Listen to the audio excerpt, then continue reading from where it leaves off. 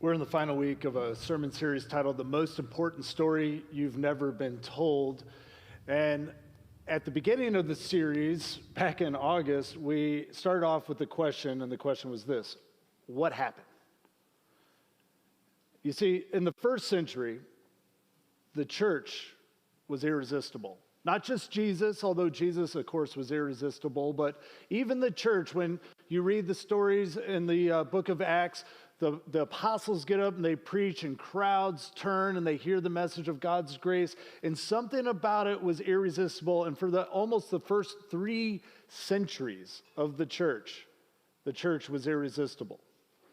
But then something happened, and by the 21st century, the church has become very resistible.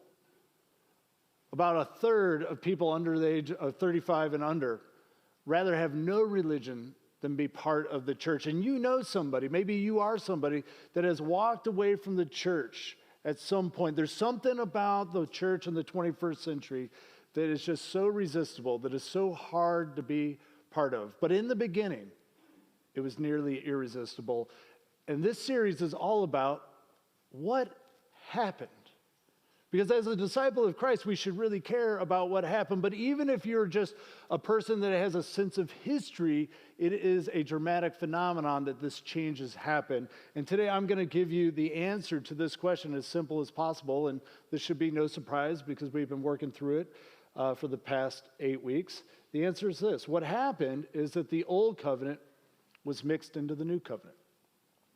The old covenant that was made through the prophet Moses with the people of ancient Israel. You've heard of the 10 Commandments, but there's 613 laws. That was mixed into the new covenant. And when you add a little bit of old covenant into the new covenant, you change the new covenant into something completely different. The Apostle Paul, he says that a little bit of yeast, it rises the whole dough. That's his metaphor. Another metaphor that I've used is it just takes a few drops of the old covenant to change the new covenant into something else. And that's the answer. And so today, one last time, I want to clarify the difference between the old covenant and the new covenant, because we are people of the new covenant, and it's absolutely critical that we keep it simple, we keep it focused, and we don't add or mix or blend any old covenant into the new covenant, because when we do so, it changes everything. And it takes us away from what Jesus came to teach, to demonstrate, and to die for on the cross. So, just a couple distinctions, a little compare and contrast between the old covenant and the new covenant to get us warmed up. The old covenant, it was made by God with the people of ancient Israel through the prophet Moses. You can read about it in the book of Exodus. But the new covenant, it comes through Jesus, who on the night of the Passover, which is a remembrance of the old covenant, Jesus says, I want you to remember not the old covenant, but I want you to remember me. And he announces the new covenant that the prophet Jeremiah had spoke of some 600 years before. The old covenant, it was exclusive. It was made with the people of ancient Israel. And if you are not part of the people of ancient Israel, which you are not part of the old covenant. It was exclusive. But the new covenant was inclusive. It began with the people of ancient Israel. All the disciples at that last Passover meal, they were all part of the Jewish community. But soon it would spread to the Gentiles, which is everybody else, which is us. It was inclusive. It's for everyone. As Jeremiah says, both the greatest and the least. Every one of us is invited in. In the old covenant, you're commanded to kill your enemies. For example, in Leviticus it says, you will pursue your enemies and they will fall by the sword before you. But in the new covenant, Jesus dares to say you are to love your enemies. In the old covenant, essentially, you earn salvation. It's a conditional covenant of blessing and curses. If you will follow the commands, God says through the prophet Moses, then God will protect the people of ancient Israel. And if you don't, God won't. And that's the storyline that takes place in the Old Testament. But in the New Testament, we don't earn our salvation, we receive it. The Apostle Paul says it's a gift. It's a gift. It's something given to you, and the only thing you can do is receive the gift. Some of us have trouble receiving gifts, don't we? You can't even receive a compliment. And yet God has given you the gift of salvation, and the only thing you can do is humble yourself and receive that gift, trusting in the goodness of God. In the Old Covenant, there's 613 commands. You've heard of the 10 Commandments. Yeah, raise your hand if you have. This is going to be a participation sermon, okay? Just get yourselves ready, all right? I'm going to ask a lot of you today, and plus I'm going to need a volunteer in just a few minutes. So just, keep in mind. Actually, Caitlin, I need a man. Nothing against you ladies, but I need a man volunteer. Just one of you guys got to say yes. 613 commands, 10 commandments. How many of you can name them? Jesus, though, he gives us one command. Can you remember one command? Yes, you can. Love one another. We talked about this last week. Love one another as I have loved you. That's what Jesus says. This is how people will know you're my disciples. One command in the new covenant. In the old covenant, another word for it is law. But in the new covenant, the other word for it is grace. Unearned, undeserved favor. And we, as Christians, and maybe you're not a Christian, maybe you're figuring that out, and you have some doubts and some questions, and you are in the right place. It is okay to ask questions. We invite that. You just go ahead and listen, and you think about it. But for those of us that, consider ourselves Christians, it is by grace. We are people of grace. We're saved. We receive the grace of God, and we are to extend grace, undeserved, unearned favor to other people in the world. You love your enemies. You do good to those that might do bad against you. I'm going to take you to the year 800 BC, roughly around there. The book of 2 Chronicles, your favorite chronicle. And I'm going to need a volunteer, a very brave gentleman that would volunteer here today. Anybody, just go ahead and stand up. We got somebody? Okay, all right. Will, all right, everybody, round of applause for Will. He has no idea what he's getting into here. Okay, so the context of this is that King Joash repairs the temple of God, but later abandons the temple to worship other gods. And Will, you're going to be the prophet Zechariah, and come on up here for a minute. Come up here, okay? I'm just going to let you use my mic. Go ahead and say the words on the screen. Why do you disobey the Lord's commands? Because you have forsaken the Lord, he has forsaken you. Okay. So this is the prophet Zechariah, and he's coming in front of the people and saying these words. And the people are going to respond, and this is where all you come in, okay? Now, I'm going to need you to follow my instructions to a T. Because if you mess up on one of these, especially at the critical moment, Will get hurt and I'll lose my job. Okay? You think I'm kidding, and I meant to bring in a helmet and safety goggles, but you're okay. Will you stand down there in the middle? Sure. Because I don't want you near me for this. And the rest of you, if you would go right in the middle, where everybody can surround him, the rest of you, would you stand up with your rock? Okay, yep, and go ahead, have it like this. Okay, now, go ahead, take aim at Will here, all right?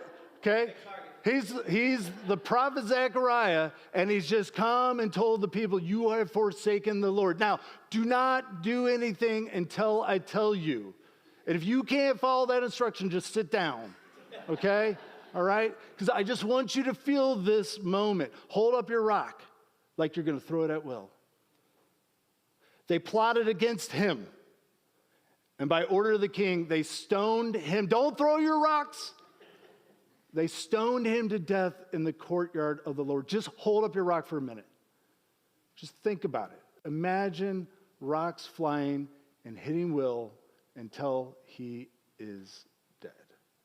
Can you imagine the brutality of that moment? Can you imagine the anger and the vile and the evil in the moment of stoning somebody to death? And this is what happens in this scene when somebody dares to speak the truth to the people. This is the old covenant world. You can put your arms down. You can sit down. Will, you survived. Round of applause for Will. I'll take you to the year 36 AD. This is about 6 years after Jesus died on a cross and was resurrected. And the movement that he started, it had stopped and then started again. And they claimed that they saw the resurrected Christ, and it put a confidence in them and a boldness in them. And they go back to the very places of power where the people conspired to kill Jesus. And one of the early leaders, a man named Stephen, he gives a speech to the Sanhedrin, which is the ruling council of the people of ancient Israel. It's like the Supreme Court and the Vatican combined. It's the religious and the judicial authority, and Stephen's in front of them. And if you want to have like a one-page summary of the Old Testament story, read Acts chapter 7. Stephen goes through the whole history of how God rescued the people from slavery in Egypt and how they turned on God, and despite God's faithfulness, the people of ancient Israel continued to turn away from God. And as he's concluding just this recount of their painful history, Stephen says, "You stiff-necked people, your hearts and ears are still uncircumcised. You still have something covering over your hearts that doesn't let God in. You still won't listen. You are just like your ancestors. You always resist the Holy Spirit." And some of you, you've been in places like this, where people there are just prioritizing what the people before them have said, the tradition, yet the Holy Spirit is coming into your heart and telling you that maybe God has a different way of looking at it. Maybe God has a different way of feeling about it. But there's people around you that are they're stiff-necked, and they won't open themselves up to it. They resist the Holy Spirit. And that's these people. Your ancestors, they wouldn't listen to the Holy Spirit. God's been trying to communicate grace to them and a new way to them for so long, but they resisted it over and over again, and you're just like them. Was there ever a prophet your ancestors did not persecute? And if you read the story of the Old Testament, it's not just one prophet, it's multiple prophets that they persecuted. They even killed the one who predicted the coming of the righteous one. You know who that is? It's the prophet Zechariah. Zechariah in 2 Chronicles is the same Zechariah, we believe, who wrote the book Zechariah. And in the prophetic literature of Zechariah, he predicts the coming of the Messiah. And now you have betrayed him and murdered him. Who's him? Jesus. Not only are you like your ancestors who's killed all of God's prophets? That's pretty painful to say to somebody. But you also conspired to kill God's Messiah right here in Jerusalem. Would you stand up one more time? Hold up your rocks.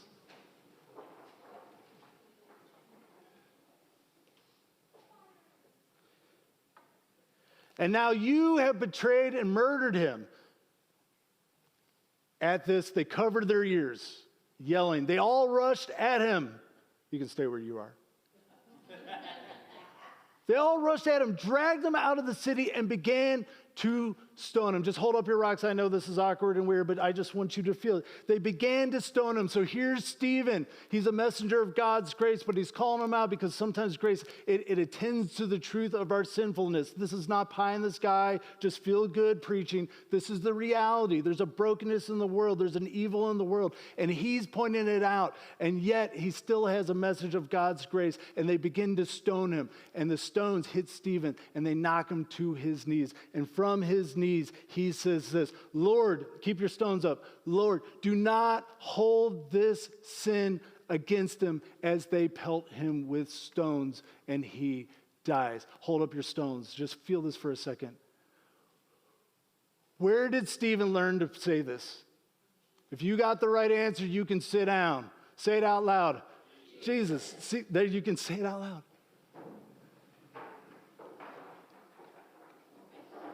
See, in the Old Covenant, they were taught to kill and curse their enemies. I'm not making this up. This is not a skewed view. It's in the Scripture itself. They were taught to kill and curse their enemies. But in the New Covenant, we are taught to pray and die for our enemies. And maybe, you've never thrown a real stone at somebody. But you've thrown emotional and verbal stones, haven't you? And maybe you've never been the victim of somebody throwing a stone at you, or maybe some of you were bullied when you were young and you have. I'm sorry for that. But we've all had emotional and verbal stones thrown at us. And the old covenant, it teaches to kill and curse your enemies, an eye for an eye, a tooth for a tooth, revenge. But here we're now in the new covenant. It teaches something else. It teaches us to put down our stones. And some of you might be asking a question, like, why didn't God just start with the new covenant? Why all this history, this 1,000 years of ancient Israel, where they were taught to take an eye for an eye, to kill their enemies and stone people? Which, of course, the stoning of the prophet Zechariah, that was not mandated. Zechariah was speaking the truth to them. But once you get into this mindset where you're thinking you can kill the bad guys, then it gets out of hand, and oftentimes bad guys start killing good guys, and they use God to justify it. It's the world we live in. It's the world we live in. But why didn't God just start with the new covenant? Why didn't it just start with why did we have to wait till Jesus? Paul says at the right time, God brought Jesus. Why did we have to wait? And I don't know the answer. Don't know the answer. I know that the world in which the old covenant was brought was a brutal world. And scholars talk about an eye for an eye being a reduction of violence in the world, but still, why? And the best question or the best answer I can think of, because I've been thinking about this all week, is I think that they weren't ready for the new covenant of God's grace yet. That somehow the people of ancient Israel, they had to just go through generations of trying to follow the law, of trying to do it on their own before they would get broken enough and before they would realize that they needed to surrender to God's grace. I think that could be an answer. But what I also think is true is that while the people of ancient Israel weren't ready for the new covenant of grace, some of you are not either. In fact, probably most of you.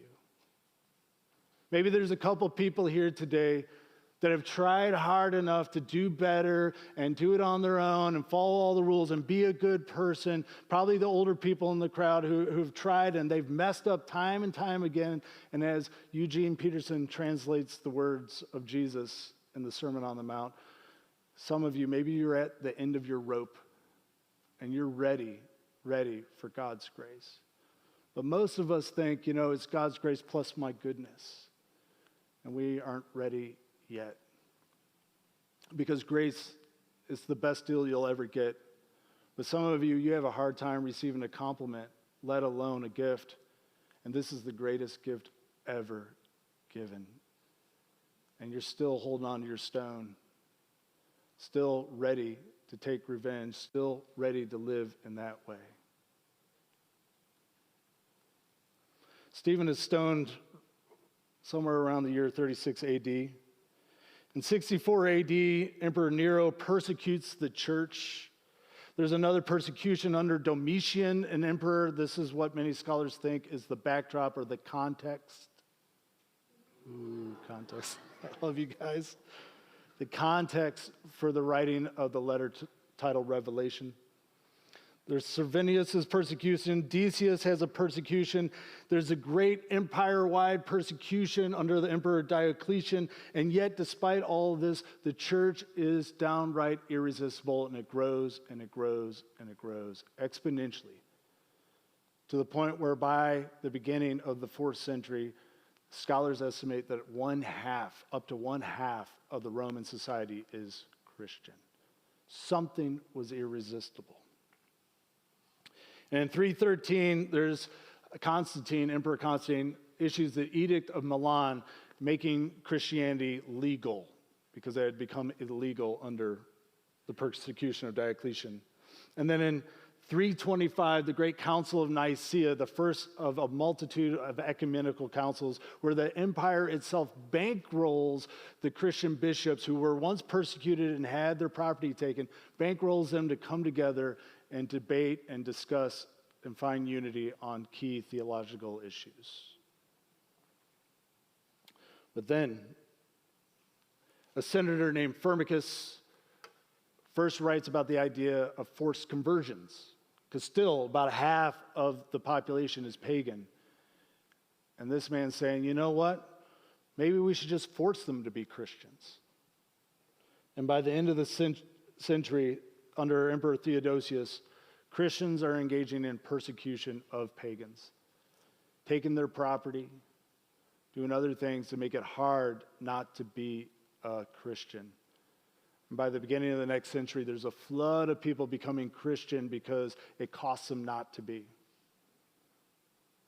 And where would they get this idea that you would persecute pagans, people that didn't believe in Jesus? Where would they get this idea from that you could force conversions? Anybody have an idea? From the Old Covenant. In Deuteronomy, it says, if your very own brother, your son or daughter, or the wife you love, or your closest friend secretly entices you, saying, let's go and worship other gods, do not listen to them. Show them no pity. Do not spare them or shield them. You must certainly put them to death. Your hand must be the first in putting them to death, and then the hands of all the people. Stone them to death. The mixing and blending of the old covenant into the new changes the new covenant into something other than what Jesus taught. This is the most serious theological issue we could talk about. And the church was once irresistible, but this sort of mindset got mixed back in. And you go ahead and try to start a war with the teachings of Jesus alone. You cannot do it. You can't persecute a community with the teachings of Jesus. You can't do it. You can't exclude people with the teachings of Jesus. But you mix a little bit of the old covenant into the new, and you can, and that is what has happened throughout history. The Christian Crusades, a mixing and blending of old covenant theology about the promised land given to a certain people group. But this time, the people group were the Christians and not the Jews, and the Christian Crusaders not only fought against the Muslims, but they persecuted Jewish people as well, because they mixed and blended old covenant theology into the new. The selling of indulgences happens, and this begins to say you can earn your salvation by giving to the church and buy your way in. And the old covenant is mixed into the new. And what Jesus brought that was so new and so life-changing was lost. And then we get the Protestant Reformation, where some Christians, some Catholic Christians, are so offended by what's going on. They can see this, that it's all changed, that something was lost. And they begin a reform movement that turns into a protest movement. And the church is not willing to hear them. Instead, it begins to start to persecute these reformers. And so they start their own movement. And they have 5 points called the 5 solas. The first one is Scripture alone. There's no mixing and blending of other traditions and the word of the Pope and all this other stuff. We're just, if it's in the scriptural story, that's what we're going to go with. Scripture alone, it's by faith alone, doing what you can do and trusting God to do what only God can do, through grace alone, through the undeserved, unearned favor of God alone, through Christ alone, for the glory of God alone. And all 5 of these points of the Protestant Reformation were there to counter some of the abuses and ways in which the church had gone off track and had mixed and blended old covenant into the new. Scripture alone, by faith alone, through grace alone, through Christ alone, for the glory of God alone. Or to put it as simple as possible, we're saved by grace to love like Jesus. What does it mean to be a Christian? You're saved by grace. You did not earn it, but it was given to you. And you had to humble yourself. You had to let that in. You had to acknowledge your brokenness. You can't do it on your own. You had to let that in. You're saved by grace, and it changes your heart. It changes your ego and your pride. It eliminates all that and gives you this incredible confidence then to risk loving other people like Jesus loved. And Jesus said, love your enemies. And love always requires sacrifice, and Jesus demonstrated the ultimate sacrifice. Finish with Luke chapter 19. Luke tells us, as Jesus approached Jerusalem and saw the city, he wept over it.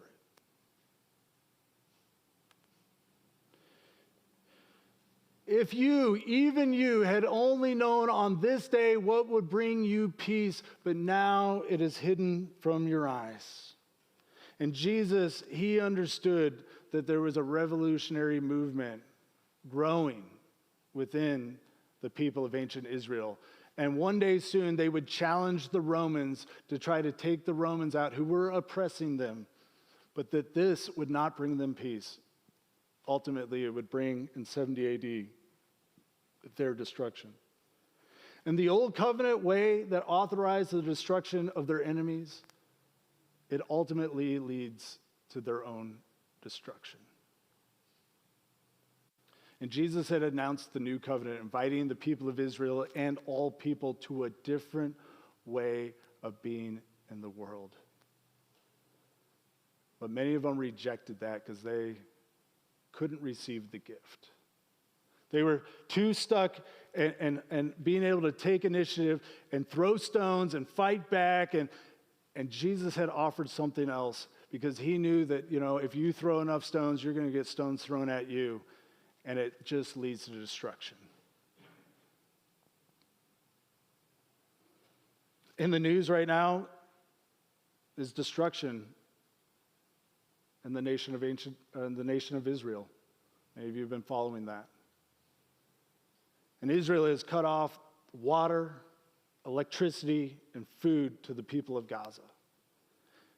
And by no account was what Hamas did to the people of Israel justifiable. That was brutal and terrible. But what Israel is now doing to the people of Gaza is terrible as well. They're saying, leave this area, but there's nowhere to go, because if you didn't know, since 2017, for 17 years, for 17 years, they've had a naval, land, and air blockade, and the people of Gaza cannot leave without the permission of the nation of Israel. They are not an independent people, and there's no place to go.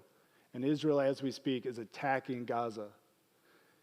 And Hamas threw stones, and Israel's throwing stones, and it is just going to create destruction. And this is the world we live in, and the United States has moved its carrier fleet there. We're there to support them, and people are going to suffer. And you would say, Israel, it's a nation that's not under the new covenant. They don't accept Jesus as a nation or what have you. The United States, some people claim that we're a Christian nation, but yet we have a military budget more than the next 10 countries combined. You can't do this without mixing and blending old covenant into the new. When you mix the old covenant into the new, thing that authorizes the destruction of our enemies ultimately leads to our own destruction. And every generation, it faces this temptation to mix the old covenant into the way of the new covenant. Every generation. It is a central theological issue if you read the writings of the Apostle Paul. Central issue as the church begins to grow, and it continues to be the central issue. And we as a church, as individual Christians, we need to keep it simple. We are saved by grace to love like Jesus.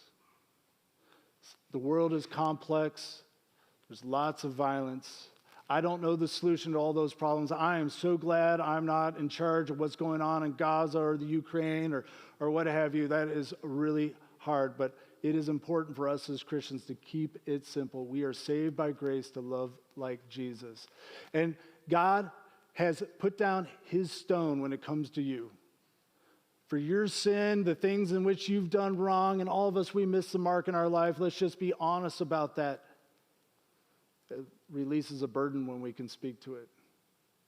And you don't need to fear that God's going to hurt you if you come to him. He's put down his stone. And he's written grace on it. And for you, there's nothing but grace when it comes to your relationship with God if you'll just turn and trust him. And then he calls us that know that we're saved by grace. And some of you, you're not ready for this yet. You still think, this is too simple. Well, I'm telling you, this is the way that Jesus teaches us to be. And the world needs people like this. We are saved by grace to love like Jesus. So I invite you got a marker? Write grace. And you just might keep this in your car. You might keep this on your nightstand. Somewhere will remind you, especially in those times when you're ready to pick up your emotional and verbal stones and launch them at somebody that has hurt you. The world needs some different kind of people of the new covenant, and that's what Jesus came. That's what we're here to be. We are saved by grace to love like Jesus. We don't throw stones. We put them down. Let us pray.